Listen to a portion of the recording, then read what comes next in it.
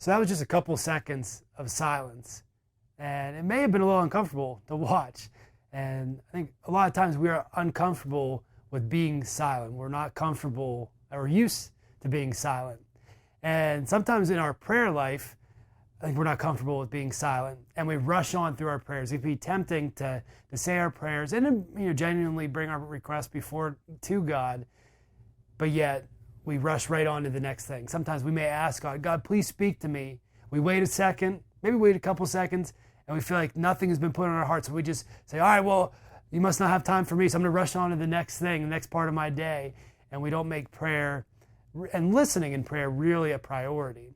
I know for me, it's a lot easier to talk while I'm praying than to listen through my prayers and my quiet time with God. Lamentations chapter 3, verses 25 and 26 say, "The Lord is good to those whose hope is in him, to the one who seeks him. It is good to wait quietly for the salvation of the Lord."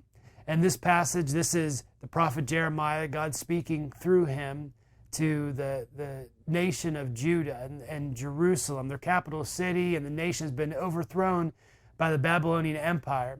And Lamentations is a very dramatic and dark book of the Bible, and it's filled with poems, 5 different poems that Jeremiah has written just kind of in response to what has happened, his observation of what has happened, the darkness, the brokenness that the nation, the people are experiencing, being held captive in Babylonian captivity. And in the middle of it, though, there begins to be this message of hope in Lamentations chapter 3.